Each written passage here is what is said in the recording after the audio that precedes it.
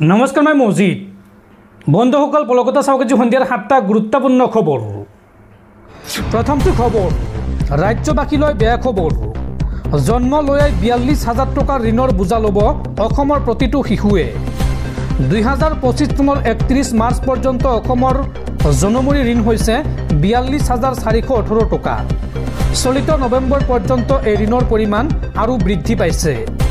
উল্লেখযোগ্য যে শাসনলৈ অহাৰ পাছত বিজেপি চৰকাৰে লৈছে 1,45,033 কোটি টকাৰ ঋণ। বিধানসভাত এই তথ্য দাখিল কৰিছে বিত্তমন্ত্ৰী অজন্তা নেওগে। পৰৱৰ্তী খবৰ, কেন্দ্ৰীয় চৰকাৰৰ বৃহৎ ঘোষণা। ডেলিভাৰী বয়ৰ পৰা আৰম্ভ কৰি শ্ৰমজীৱী কোটি কোটি লোকৰ বাবে মোদী চৰকাৰৰ প্ৰশংসনীয় পদক্ষেপ।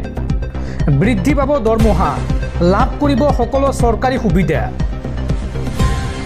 ডেলিভাৰী বয়ৰ পৰা আৰম্ভ কৰি দেশৰ কোটি কোটি শ্ৰমজীৱীলৈ মোদী চৰকাৰৰ বৃহৎ উপহাৰ। প্ৰতিগৰাকী কৰ্মচাৰী শ্ৰমজীৱীৰ বাঢ়িব দৰমহা। ব্যক্তিগত কোম্পানীত কৰ্মৰত চাকৰিয়ালসকলৰো বাঢ়িব দৰমহা। দেশৰ শ্ৰম আইনত আহি গ'ল নতুন সংশোধন। দেশবাসীৰ বাবে ঐতিহাসিক ঘোষণা প্ৰধানমন্ত্ৰী নৰেন্দ্ৰ মোদীৰ।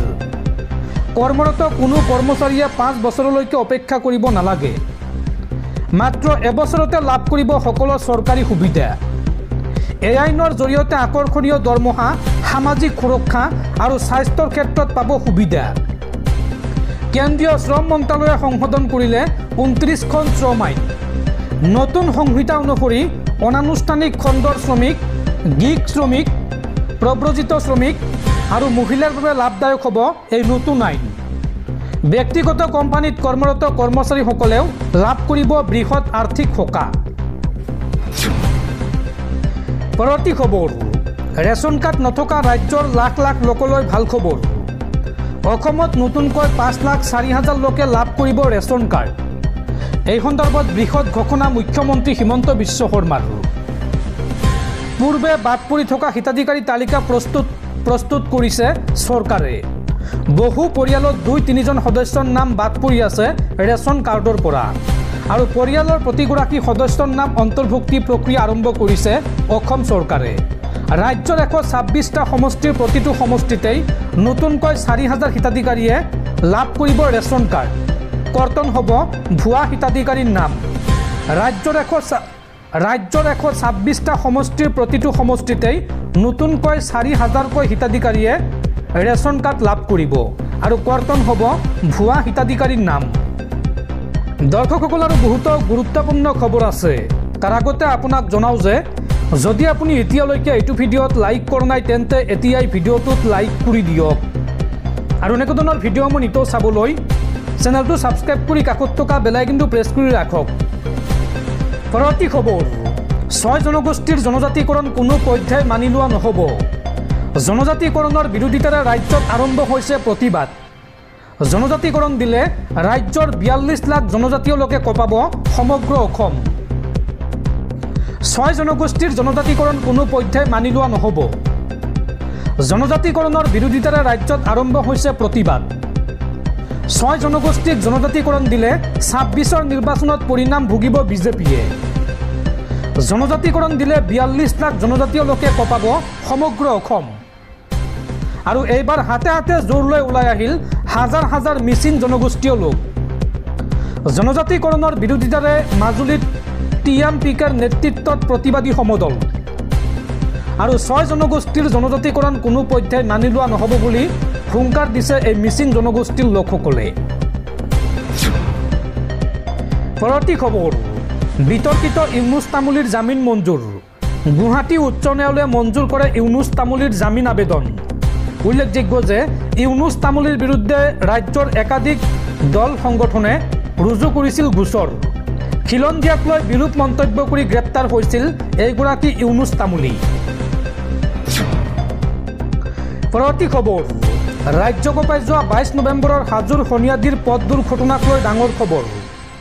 এই ভয়ংকৰ পথ দুৰ্ঘটনাত আহত হোৱা 3য়গৰাকী ছাত্ৰীৰ মৃত্যু। উল্লেখযোগ্য যে এখন বলেৰো বাহনে মহতিয়াই নিছিল 3গৰাকী ছাত্ৰীক, আৰু সেই দিনটোতে মৃত্যু হৈছিল 2গৰাকী ছাত্ৰীৰ। কিন্তু সংকটজনক অৱস্থাত GMCHত চিকিৎসাধীন হৈ আছিল শাহিন আক্তাৰ নামৰ ছাত্ৰীগৰাকী আৰু আজি GMCHত মৃত্যু হয় শাহিন আক্তাৰৰ। অৰ্থাৎ এই দুৰ্ঘটনা সংঘটিত হোৱা বা বলেৰো বাহনখনে মহতিয়াই নিয়া তিনিগৰাকী ছাত্ৰীৰ মৃত্যু হৈছে। পৰৱৰ্তী খবৰ, অসমৰ ৰাইজৰ মাজত এতিয়া মুখ্যমন্ত্ৰীৰ বিশ্বাসযোগ্যতা নাই। অহা 5 বছৰলৈ পুনৰ মুখ্যমন্ত্ৰী হ'বলৈ ৰণনীতি প্ৰস্তুত কৰিছে হিমন্ত বিশ্ব শৰ্মাই। এই বিস্ফোৰক মন্তব্য APCCৰ সভাপতি গৌৰৱ গগৈৰ। বিজেপি চৰকাৰৰ বিৰুদ্ধে বৃহত্তৰ অসমৰ ৰাইজ একত্ৰিত হৈছে। উজনিৰ পৰা নামনিলৈ সকলোৱে এতিয়া বিজেপিৰ পৰা পৰিত্ৰাণ বিচাৰিছে। অসমৰ ৰাইজৰ মাজত এতিয়া মুখ্যমন্ত্ৰীৰ বিশ্বাসযোগ্যতা নাই। অহা 5 বছৰলৈ পুনৰ মুখ্যমন্ত্ৰী হ'বলৈ ৰণনীতি প্ৰস্তুত কৰিছে হিমন্ত বিশ্ব শৰ্মাই। এছাৰৰ জৰিয়তে নিৰ্বাচনত খেলিমেলি কৰিব বিচাৰিছে মুখ্যমন্ত্ৰীয়ে। কিন্তু এইবাৰ হিমন্ত বিশ্ব শৰ্মাক সফল হ'বলৈ দিয়া নহ'ব। অসমৰ ভৱিষ্যত অসমবাসীয়ে নিৰ্ধাৰণ কৰিব লাগিব। অসমৰ ভোটাৰ তালিকাত উত্তৰ প্ৰদেশ, বিহাৰৰ বিজেপি কৰ্মীক অন্তৰ্ভুক্ত কৰিবলৈ দিয়া নহ'ব। বিশ্বনাথত কংগ্ৰেছ দলৰ প্ৰতিবাদী সমদলত এই মন্তব্য APCCৰ সভাপতি গৌৰৱ গগৈৰ। পৰৱৰ্তী খবৰ, আজি 17 বছৰ পূৰ্ণ হ'ল 2008 চনৰ মুম্বাইৰ সন্ত্ৰাসবাদী আক্ৰমণৰ ভয়াৱহ অধ্যায়ৰ। 26 নৱেম্বৰত নিৰীহৰ তেজেৰে ৰক্তাক্ত হৈ পৰিছিল ৰাজপথ। লস্কৰী তৈবাৰ 10গৰাকী সন্ত্ৰাসবাদীয়ে তাজ হোটেলত চলাইছিল আক্ৰমণ আৰু বিভিন্ন স্থানত 4 দিন ধৰি সন্ত্ৰাসবাদীয়ে চলাইছিল এই শিহৰণকাৰী আক্ৰমণ। আৰু মুম্বাই আক্ৰমণৰ এই ভয়ংকৰ ঘটনাৰ আজি 17 বছৰ পূৰ্ণ হ'ল। পৰৱৰ্তী খবৰ, মিয়া বুলি কৈ মুছলমানক সকলো অধিকাৰৰ পৰা বঞ্চিত কৰিছে মুখ্যমন্ত্ৰীয়ে। সদনৰ বাহিৰত এইবাৰ গৰজি উঠিল AIUDFৰ বিধায়ক আছৰাফুল হুছেইন। মুছলমানক হাৰাশাস্তি কৰাটো কেনেধৰণৰ গণতন্ত্ৰ? মিয়া বুলি একাংশৰ অধিকাৰ কাঢ়ি আনিছে হিমন্ত বিশ্ব শৰ্মাই। উচ্ছেদ কৰা ৰাজ্যৰ 16,000 পৰিয়ালৰ পুনৰ সংস্থাপন নিদিলে চৰকাৰে। কেৱল বাছি বাছি কিছু মানুহক মাটিৰ পট্টা দিছে বিজেপিয়ে। মিয়া বুলি কৈ মুছলমানক সকলো অধিকাৰৰ পৰা বঞ্চিত কৰিছে মুখ্যমন্ত্ৰীয়ে। সদনৰ বাহিৰত এইদৰে গৰজি উঠিল AIUDFৰ বিধায়ক আছৰাফুল হুছেইন।